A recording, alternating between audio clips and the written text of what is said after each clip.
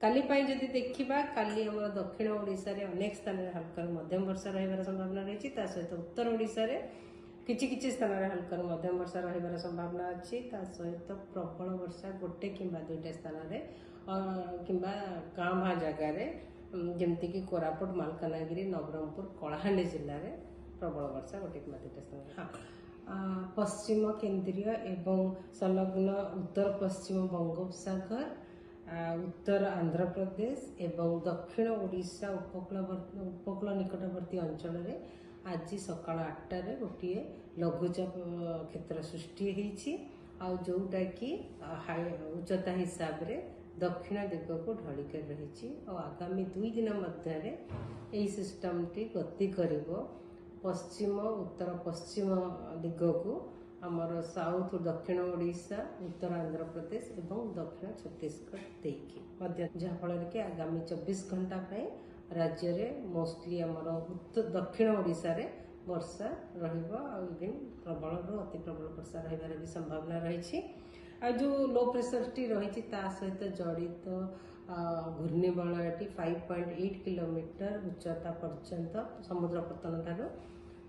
5.8 kilometre उच्चता पर्यंत विस्तरित रही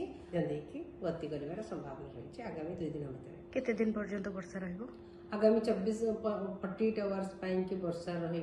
देखा आगामी 24 घंटा आमर दक्षिण ओडिशा रे अधिकांश स्थान में हल्का मध्यम वर्षा रही संभावना रही उत्तर ओडिशा रे अनेक स्थान में हल्का मध्यम वर्षा हमार संभावना रही सहित प्रबल अति प्रबल वर्षा हमार संभावना रही जमीक कोरापुट मालकानगिरी जिला आउ गोटे किंबा दुईटा स्थान किंबा गाँ भा जगार जमीक प्रबल वर्षा होबार संभावना रही जमी पूर्ववर्ती अंचल जिला गुड़िक सहित मयूरभंज केउंझर सुंदरगढ़ झारसुगुड़ा बरगढ़ और नुआपड़ा जिले में आ 15 तारीख रे वर्षा सहित वर्षा किछि स्थान होबार संभावना रही सहित आम उत्तर ओडिशा एवं उपकूलवर्ती अंचल ओडिशार उपकूलवर्ती अंचल जिला गुड़िक वर्षा सहित गोटे किंबा दुईटा स्थान में बिजुली घड़घड़ी झटका पवन 30 ରୁ 40 किलोमीटर/आवर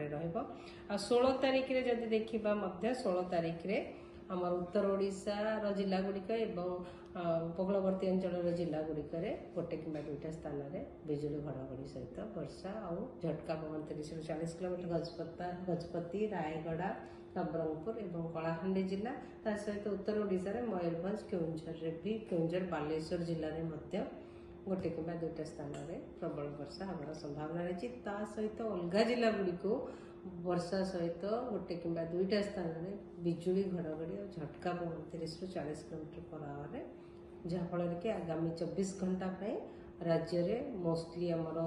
दक्षिण ओडिशा रे वर्षा रही प्रबल अति प्रबल वर्षा रही भी संभावना रही जो लो प्रेशर टी रही सहित जड़ित घूर्णिबलयटी 5.8 किलोमीटर उच्चता पर्यंत समुद्र पतन ठार 5.8 किलोमीटर उच्चता पर्यंत विस्तरित रही सहित जदि देखा आमर आगामी 2 दिन पर्यंत दक्षिण ओडिशा उपकूल अंचल में पाखापाखि आमर केन्द्रीय पश्चिम केन्द्रीय एवं उत्तर पश्चिम किछि पार्ट रे बंगोपसागर फिशरमैन वार्निंग दिया जाइछि मत्स्यजीवी मानक एडवाइस करा जाइछि समुद्र भीतर को प्रवेश न करिया पई आगामी 2 दिन पर्यंत समुद्र अशांत रहिबार संभावना रही।